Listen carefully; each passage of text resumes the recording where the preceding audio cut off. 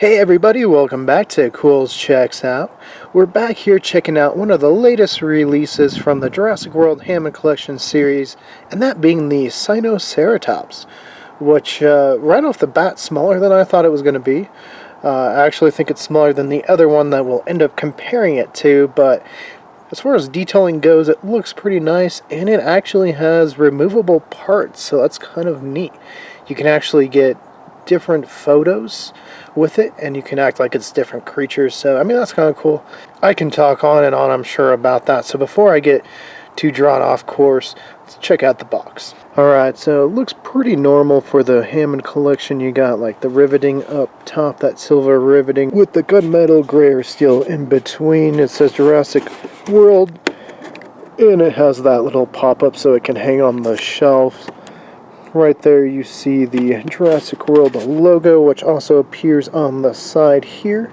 And then there is a render of the Sinoceratops with its very odd looking holes in the frill there. And of course below we see Jurassic World Hammond Collection and the name Sinoceratops, made by Mattel. It's also one of the new True FX ones, so it's supposed to be even more realistic to the models that you see in the films, which we'll get to, because once I saw the renders I was a little confused about the back, but maybe I gotta rewatch like Fallen Kingdom and stuff. And of course you can kind of see it in there. The sun glare is making it a little hard to see, but we'll be getting it out soon anyway, so no fret there. On this side you just see Hammond Collection. On the other side is where you're going to see all about the species in question, in this case the Sinoceratops, and you actually see it about to lick Chris Pratt, so that does explain why they have it right now in more of a licking look than a normal just standard motion. They're, I guess, basing it off of this scene. And right there you see the Fallen Kingdom logo. On the back you see a little bit more about the Sinoceratops, and then some renders of it. And again, the Fallen Kingdom logo, True FX. And then on the bottom of your box you get your safety warnings and stuff like that, as well as it's saying it's recyclable, and then the barcode if you do need it. But enough blabbering, let's get this one out of the box. Alright, so a little quick out of the box. You can see it here. Like most of these, the tail isn't inline, so we'll have to put that in. But this one's kind of unique because, as you can see, it has an additional horn you can pop in and out, as well as a jaw piece. So if you don't want it looking like it's licking Chris Pratt every single day, you can change it. But let's get at least the tail put on, and then we will show you guys what this figure is about. Alright, so here we see it out of the packaging in the blinding sun. So we're going to move it real quick so you guys can actually see the detailing. Alright, so I'm going to show you it from a couple different angles so that hopefully you guys can see it. Unfortunately, the sun is like directly overhead right now, and I like doing these outside. I think they just look better. But here's the left side of the figure, and then the right side of the figure.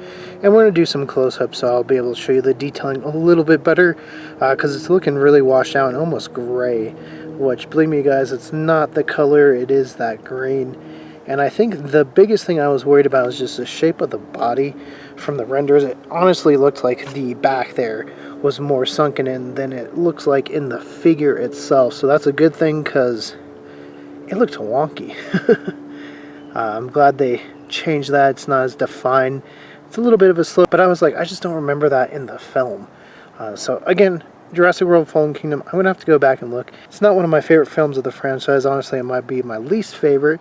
But yeah, I'll have to give it a watch again and just check it out and compare it to this figure. But let's do a close-up look. There isn't any action features or anything like that I have to show you, so let's just take a better look at the figure so you guys can get an idea if the True FX is really working on this one or not. Alright, so I did have to take this one completely out of the sun, or else for whatever reason this one was just reflecting the sun really well, unlike the other figures I've done so far.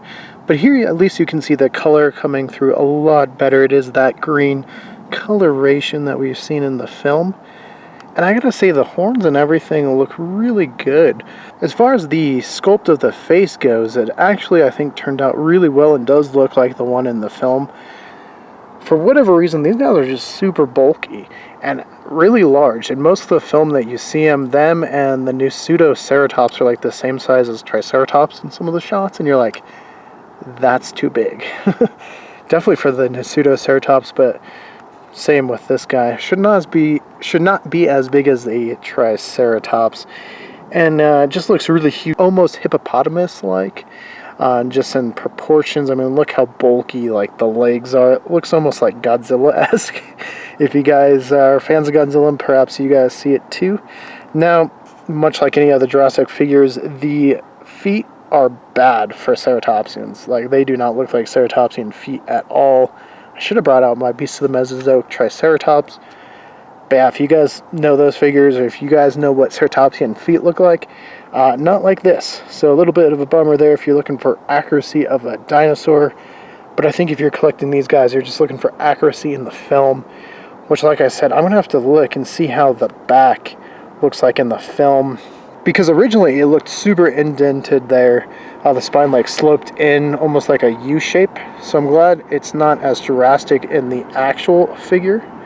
And you can see some speckling of some oranges there. And so, well, the majority of the figure is this hard plastic. The tail is not. It's actually almost like the real filled tail. You can see me pushing. It's rubber. So it's kind of interesting there. It doesn't like...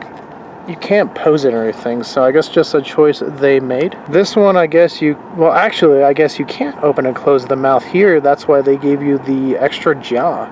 So a little bit of a bummer. This one might be going more for photos than, like, maneuverability. I mean, there's lots of joints and stuff, but they're all on the legs, and it really doesn't make a huge difference there. It's not like on the body where you can turn it or something.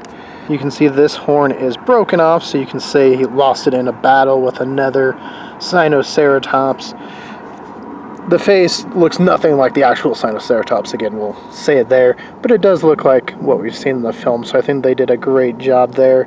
You can see the spattering of gray that goes up around the eye, and then just the awesome color that comes through around the holes that shouldn't be there, I would think. Maybe if it was like disease, but would not expect a ceratopsian to have holes like that. There's a lot of ceratopsians that do have holes in the frills, but I think there probably would have been some membrane, but that is how it appears in the film, so good on them there. The sculpting is good. There is a little bit of a paint mishap, which is so small it's hard to see. It's on, you can see it right there. It's like just not, I don't know, it's like it was pressed too hard and some of it wore off. But yeah, you can see all the different spikes coming out of the frill, different horns, if you want to call them that. Looking really, really nice, honestly. You can see lots of good detail. The head goes up and down. As you can see, some nice maneuverability there. It also can go sideways either way. So, again, pretty nice there. It's a smaller figure, so I guess I should have expected that with how big they made their Triceratops, but I thought it would be bigger so we can compare it better with that Carnotaurus they did. Again, like I said, those feet are awful, but what we see in the film, so I get why they did it. And then you see some folds. Like I said, this one's very hippopotamus-like, so a lot of the detailing there, I could see that mixed with like Godzilla and the leg designs, because they are just bulky as all hell, like holy cow, crazy. And then striping down the back, and that orange pattern of spots on the leg and the belly region. And then there are going to be movable joints here and then here on all the feet. And outside of the head, that's really all the maneuverability, and I guess perhaps the tail. But it's not like it can turn, you can't like move its body, which has been a complaint with the Rex, as far as it losing some of its stability and sagging now as it gets older. So maybe that's why they don't do it as much. But yeah, not terrible. I like it. I wish it was a little bit bigger, but overall I think they did good. You'll see another figure a little bit later in the week that I was a little bit disappointed in. It's not one of these Hammond collection ones, but at least when I brought this one out of the packaging, perhaps outside of the size of it, not disappointed. It looks really nice. It looks like the film, so good on it there. But how does it compare to the other one? Alright, so here it is compared to the actual figure that is a Sinoceratops. I know early on we got the Pachyrhinosaurus in disguise as the Sinoceratops because of the whole kerfuffle of what this was going to be in Fallen Kingdom. But yeah, this is the actual one, and you can see how it compares. It's darker and bigger, has a longer tail, longer body, and overall just it's a bigger figure. I don't know if it looks nicer, definitely not in the head region. This one definitely looks much nicer and much more like it in the film. And you can see a little bit better, just the size comparison of the two here. Just got a little bit of size on it. It's not a very big figure at all, and you'll see that even more when we compare it to the Carnotaurus that is also from the Hammond collection lineup, which just dwarfs this thing, which again makes the battle that we saw in the film not very possible because it like flipped it over. This little guy is not flipping that Carnotaurus at all. Might do some damage, but it doesn't have the size, and I don't think it compares very well. I mean, here it is compared to it as a whole, and the Carnotaurus just dwarfs it. So, a bit of a bummer there, I will have to say. It's just not going to showcase very well next to it if you're trying to recreate that scene. But overall, I think if you just want two cool figures to go by each other, they look really nice. I mean, the Hammond collection, I think, always does a good job, or at least 90% of the time does a good job. So yeah, there's the Hammond collection Sinoceratops, and I gotta say, full transparency, wasn't originally planning to pick this one up. Like I said, some of the stuff with the render I had some issues with, but seeing it in hand, either they corrected it, or the render just wasn't a good representation of what it was going to look like.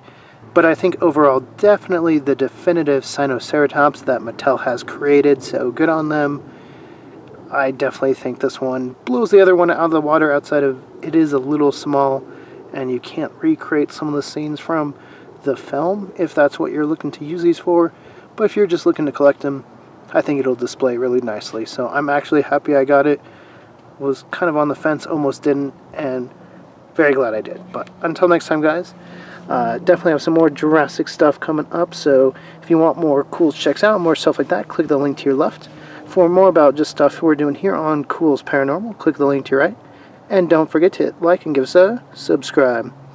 And let me know what's been your favorite Sinoceratops, and what Hammond collection figure do they need to make next. Tell me in the comments below.